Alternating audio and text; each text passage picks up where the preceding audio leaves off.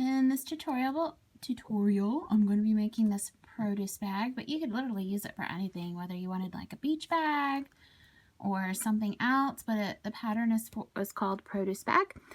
This is what you need. I happened to get a kit from the Quilted Cow. It came with this really cute material that I've already cut into the pieces that I need. It also came with the mesh that I'll need for the center, and it came with material to make the drawstring. So with the drawstring, I think it was already cut to size, so all I did was fold it the way it needed to. This is what it would have looked like at the beginning. I did fold each of the ends in to encase my raw edges. Then I folded it in half to get a center line, and then I took each of my raw edges here and folded it into the middle, gave a good press. Also my ends, I pressed first so they're encased there. I have no raw edges. Once that was done, all I did was fold it in half again, like that. And there's my drawstring, and I'm going to take it to the sewing machine, and I'm going to sew straight down here on this side so that everything gets sewn together. Now you can also sew on the other side. I'm not going to. I'm just going to sew straight down this side to sew everything shut.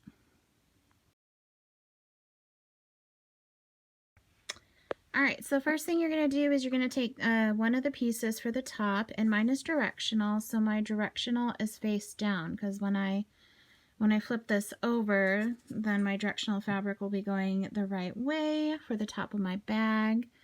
I haven't clipped it yet. I might not clip it because I'm brave like that. But definitely clip it if you're uncomfortable free sewing, and then you're just going to stitch down 1/4 of an inch all the way down to connect the two pieces.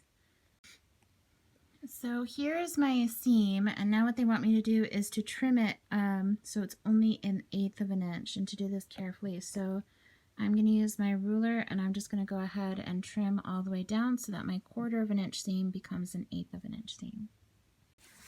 Alright, so after I sewed, now there's no wrong side on mesh, it's whatever, but there is the wrong side to material. After I sewed the wrong sides together, 1/4 of an inch, and then I trimmed my seam allowance to 1/8 of an inch. Now we're going to encase this in what we call a French seam.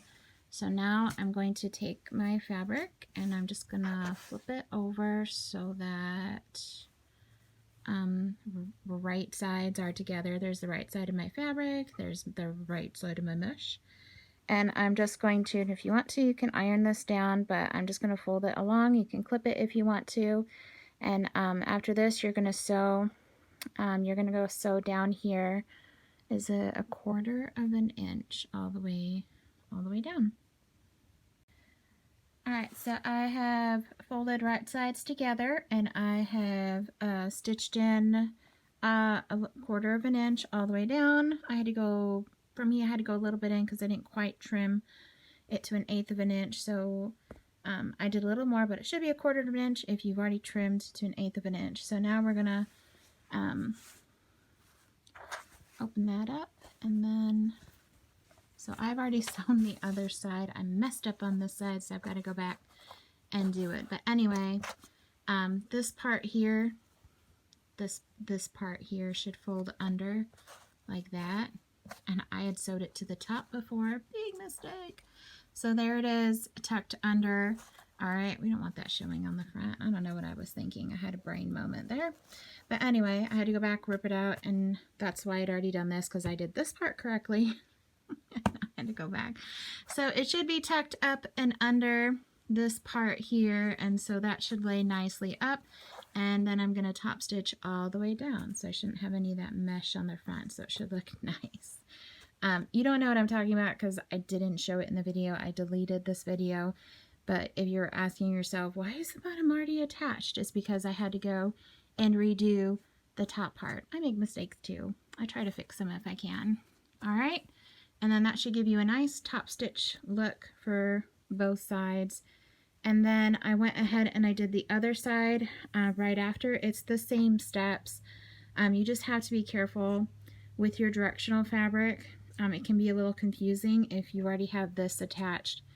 Alright, but I just laid this upside down, put my mesh over the wrong side of it, sewed it together, and then followed the same steps I did to create my French seam here.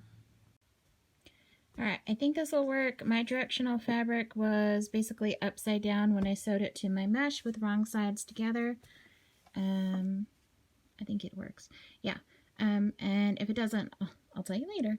And so now I'm going to trim, and then I'm going to finish the French seam. So I flipped it, I trimmed it, and then I flipped it, and this is where I'm going to sew it. If you want to sew it from the back, that you can, but I'm going to sew it from here. So again, I'm just going to, and if you want to iron it, you can. Press it down on the seam, and then I'm going to sew 1/4 inch all the way down, and then we'll flip it back and we'll top stitch it, and that'll be our French seam.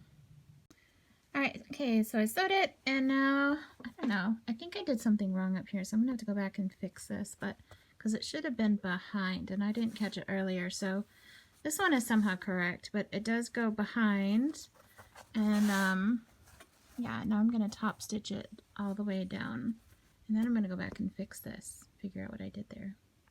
Alright, so there it is, so much better with that sewn to the back. I don't know what I was thinking. Alright, so now that we've got our top, our middle, our bottom, now we are going to create the casing at the top so we can put our drawstring through.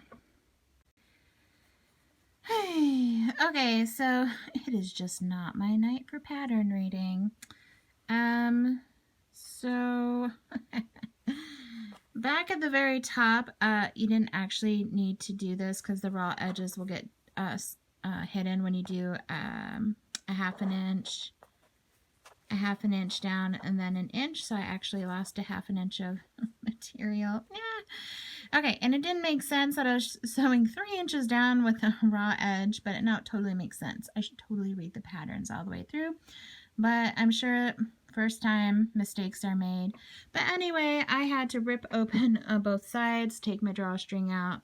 Let's go back and fix this. So I actually have to fold the short edge when it's at the create the casing part, the short edge in 1/4 inch, and then another 1/4 inch, and then sew 3 inches down.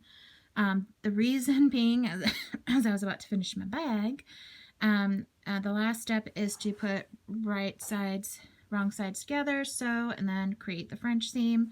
And this part up here is already sewn, so it wouldn't, I don't think it would be touched.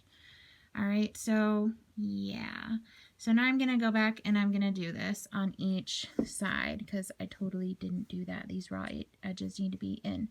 So again, 1/4 inch, then another 1/4 inch, and then I'm going to sew my 3 inches down, and then I'm going to re-sew that back down and put my drawstring back through, and then I'll finish my bag. I hope that totally made sense. Sorry for the confusion. It happens. So I folded it over the first time according to the pattern, and then folded it over again the second time according to the pattern. And now what I'm going to do is I'm going to sew here at the bottom 1/4 inch all the way down. Alright, so it's all fixed. I got, it's folded over here, but I only needed to sew down 3 inches. And then I just re-sewed this shut, and then I did the same thing. So my raw edges are taken care of, and that's now sewed down. So now I'm going to rethread that drawstring. Okay, so now that we're where I kind of need to be, now we can finish this bag. Hopefully there are no more, nothing else done by me, and it will go smoothly from here on out. So now it says with wrong sides together. So I'm going to put my wrong sides together here. All right, and I'll fix all this when I'm done recordings. All right. Wrong sides together, I am going to, and you can pin all along the edges or use clips if you like clips. You're going to sew 1/4 inch seam, and it says I will need to taper my seam as I sew to the casing. So when I sew here, I'll probably start down here, sew up here and sew up here, and then I will have to kind of go in tapering it because my casing is already turned in. So it's not straight all the way down. This is in already, whereas this is farther out. So as I sew up, I'll taper it in till it meets my casing up there. Yeah, so let's see how this turns out. Then I'm going to turn it inside out and then encase all of those seams with a French seam, and then I'll be done. Alright, so I turned it inside out and I used one of my teal thingies from the Quilt-A-Cow to gently poke out my corners. And now if you feel better, give it a good press, or if you're brave and don't like pressing and you just want to clip and pin those seams, and then you're going to sew, what does it say? A 1/2 inch all the way around, and that should encase that raw edge seam so you can create your French seam to finish this back. And again, when you get close up here, you're going to have to start going in and taper it till it meets the casing part up there. Okay, so there it is, all the way there, and then I just pivoted, and as I got up, I tapered it, and I just kind of sewed up until the casing there. And now we're just going to turn it inside out and see our finished product. So there it is. It turned out so cute. You could make this bigger if you wanted to. Like, you could increase the width of your top panel, your bottom panel, and even your middle panel if you wanted a taller or bigger produce bag. It's totally customizable for how tall you want it, but it turned out, I love this fabric. It's so cute. And despite my boo-boos and mistakes, I learned a lot. Hopefully I didn't confuse you too much. I'll flip it over and do the other side. And there it is. So I hope you enjoy making yours. And again, you don't have to use it for produce. You can get beachy fabric and use it for beach. You can get other fabric, use it, make a bigger one, and use it for like dirty clothes when you're traveling or just at home, or for someone's dorm room.